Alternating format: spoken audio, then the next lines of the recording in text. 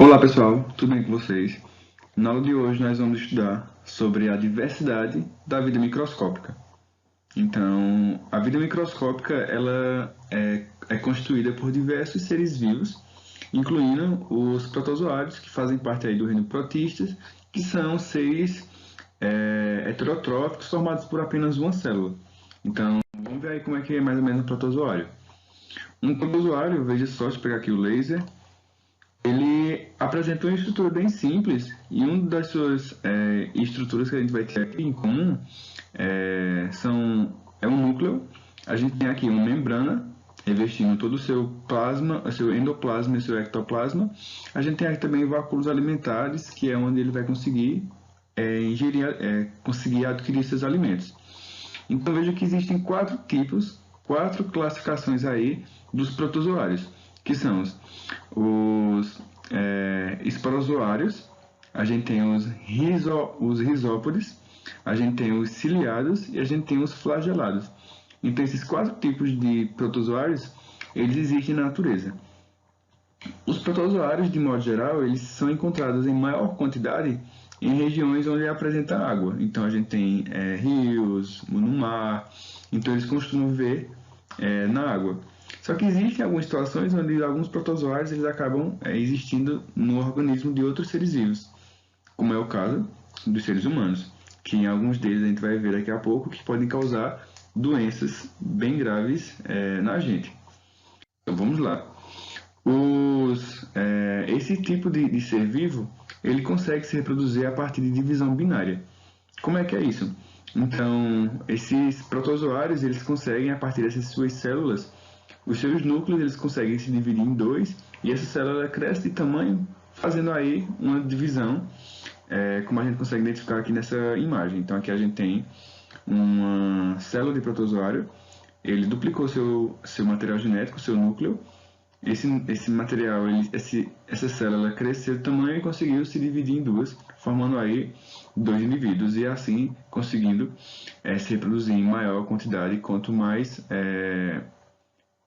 desse tipo de divisão binária ele vai realizando, maior a quantidade que vai sendo encontrada aí no organismo, se for o caso aí de um protozoário que ele se encontre no organismo dos seres humanos, por exemplo. Então, vejam só. Alguns protozoários que são encontrados no corpo humano, eles são transmitidos através de alguns agentes transmissores, como é o caso, por exemplo, do barbeiro. O barbeiro ele é muito conhecido porque ele tem aí um protozoário que é bem conhecido por nós, de modo geral, que é o caso da doença de Chagas. A doença de Chagas, ela é transmitida através desse besouro, que é o barbeiro, e essa doença, como outras, como é o caso da amebíase, a giardíase e a malária, também são causadas através de um protozoário. Então, a doença de Chagas, que é transmitida pelo barbeiro, por exemplo, ela é uma das mais conhecidas porque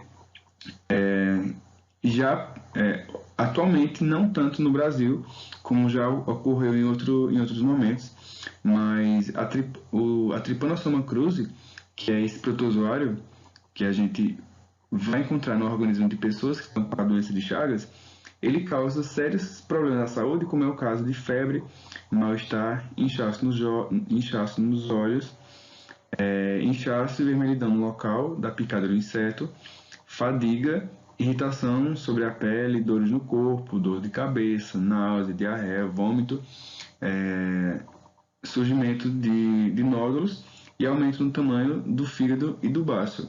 Então vejam que são situações muito problemáticas que esse protozoário ele acaba causando à saúde dos seres humanos, sendo aí uma das principais doenças causadoras, ou melhor, provenientes de um protozoário que vem aí desse besouro que é conhecido como barbeiro.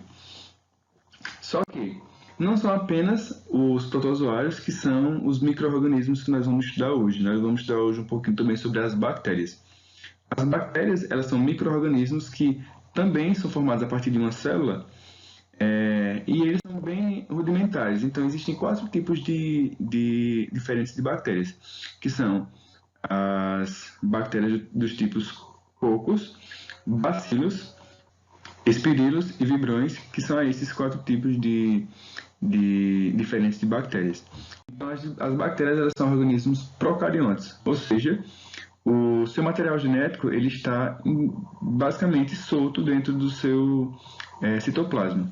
Então, aqui a gente tem a forma de um organismo de uma bactéria, que no caso é um organismo procarionte.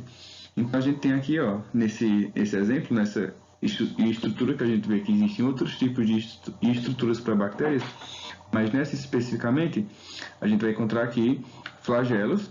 A gente tem aqui o DNA solto no citoplasma, então ele não está em volta de um núcleo, que é uma das principais características das células eucariontes, que não é o caso dessa. E a gente tem aqui, ó, a parede celular e a membrana plasmática. É a membrana plasmática. Então, isso é uma das principais estruturas que compõem aí o organismo de uma célula procarionte, que é a célula característica de uma bactéria. Então, da mesma forma que os protozoários, as bactérias também podem causar doenças à saúde humana, como é o caso da tuberculose, da difteria, da hanseníase, coqueluche, pneumonia, meningite. Então, essas doenças elas são causadas por bactérias.